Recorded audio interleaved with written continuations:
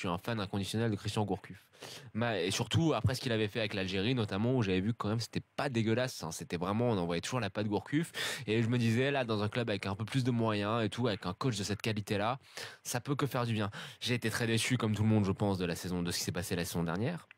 Mais j'ai encore envie d'y croire, tu vois, alors qu'il y a beaucoup de monde qui se disent bon bah c'est foutu, enfin il a été happé par l'espèce de nonchalance rennaise. J'ai encore envie d'y croire. Je pense que le fait de dégraisser un petit peu, je pense que ça va pas lui faire de mal, de pouvoir vraiment choisir ses joueurs, même si c'est vrai que ça nous fait pas rêver. Je pense que c'est quelqu'un qui connaît assez le football pour savoir exactement ce dont il a besoin à quel poste et quelles caractéristiques il a besoin pour qu'on lui fasse confiance.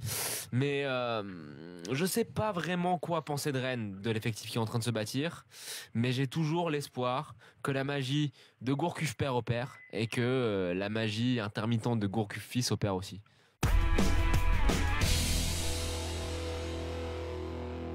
On s'aperçoit que des joueurs qui commencent à dépasser 5, 6 contrats, qui arrivent des fois à plus de 10, sont des joueurs qui avaient sans doute un potentiel, mais qui se sont complètement égarés avec une carrière qui s'est érodée. Plus tu restes dans ton club de formation, plus tu arrives à maturité. Ou si tu ne restes pas dans ton club de formation, pourquoi ne pas rester dans le championnat où tu as fait tes débuts? Tu maximises tes chances par rapport à ta carrière.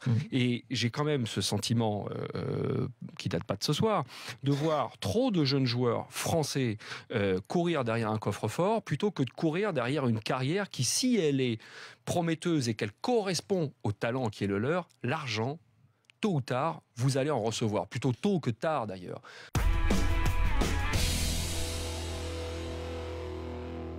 Thiago Motta a finalement trouvé un terrain d'entente avec Enrique pour prolonger son contrat au Paris Saint-Germain. Donc c'est un contrat d'une saison avec une reconversion dans le staff du club.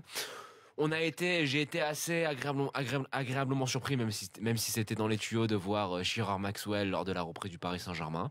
On sait qu'il maintenant qu'il va avoir un poste de directeur sportif adjoint. C'est encore à préciser, mais il va avoir un rôle important dans le staff. Et en fait, tout ça, je suis assez content de le voir parce que c'est quelque chose que j'attendais de la part du Paris Saint-Germain, QSI, depuis assez longtemps.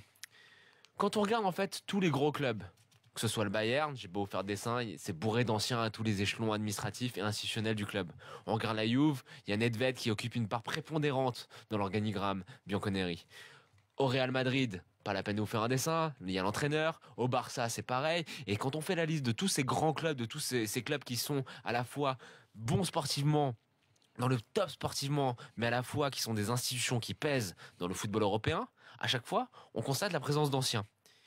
Et ben moi je trouve ça très très bien que le Paris Saint-Germain se mette dans cette voie-là.